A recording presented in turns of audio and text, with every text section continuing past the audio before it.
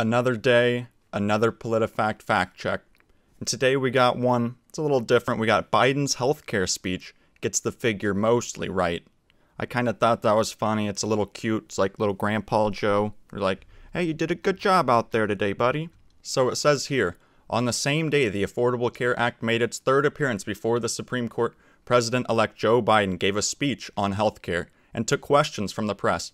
When asked what he would say to Americans regarding President Donald Trump's refusal to concede, he responded, "I think it's an embarrassment, and that it will not help the president's legacy." Which, I mean, I don't understand why that's a part of this article, but whatever, I'll let you have this one. But the focus of Biden's speech was on healthcare. He, along with Vice President-elect Kamala Harris, or Kamala, I think it is, warmly defended the importance of the ACA, especially as the coronavirus pandemic continues its hold on the nation. Biden renewed some of his campaign trail promises by pledging that, beginning on January 20th, we are going to do everything in our power to ease the burden of healthcare on your families, on you and your families. That starts by building on the ACA. So, the Affordable Care Act, sort of a form of socialized healthcare that, while it would seem beneficial to make people buy certain companies and make sure that everyone has it, it's sort of still just a socialized form of healthcare where you're paying premiums higher than you would before. It's sort of like the old loop around where, here, this is the pro part of it, but then they hit you with the con side and they outweigh it by a ton.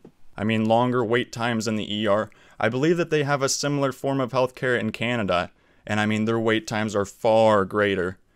The ability to buy your own healthcare seems like not something that would be a commodity, but having personal choice is sort of what America's about.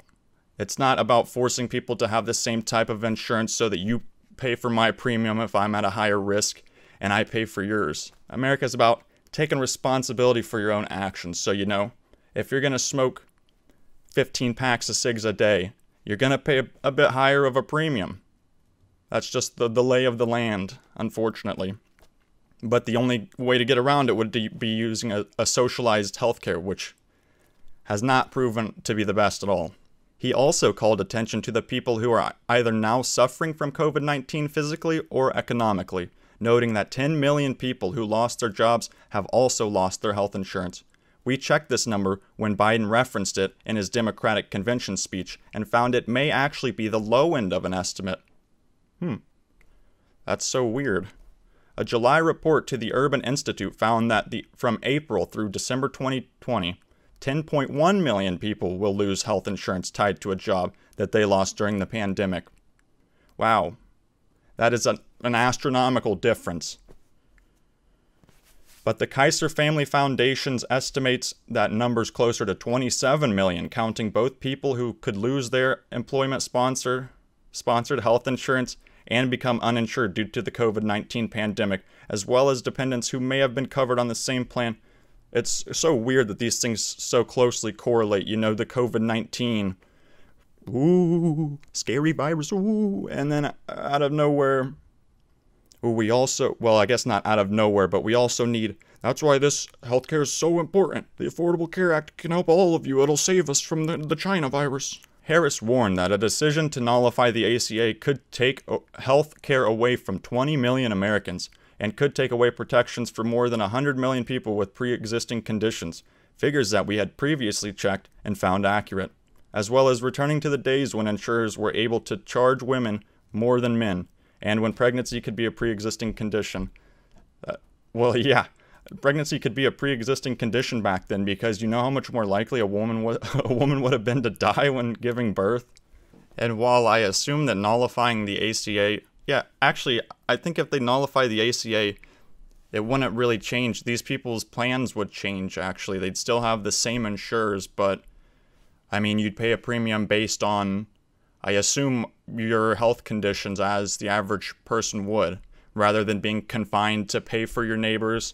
Like always, it's just everyone funnels it in, and it always raises to the top. It actually, these healthcare acts are why doctors in Canada, and actually doctors from around the world, would rather come here, because they will make a higher pay rate than at just some ER in any of these other places. It says here it says here for Biden, the Affordable Care Act is a law that reduced prescription drug price costs for 12 million seniors. Is that why he put it in?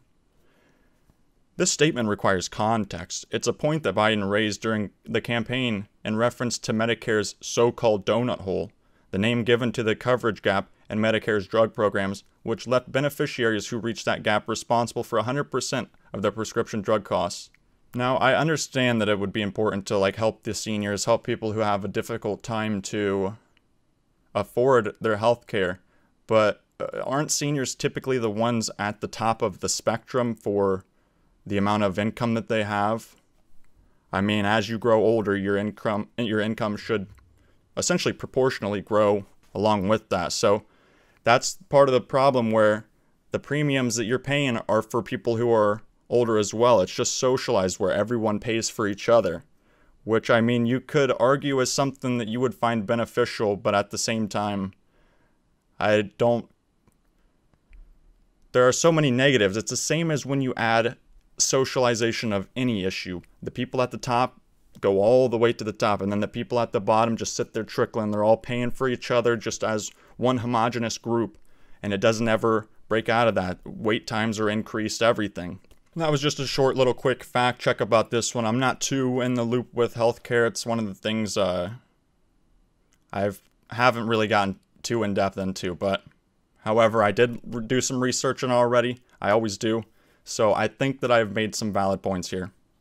If you agreed, leave a like, comment, subscribe, join the Admiral Army, and I'll see you in the next one. Goodbye.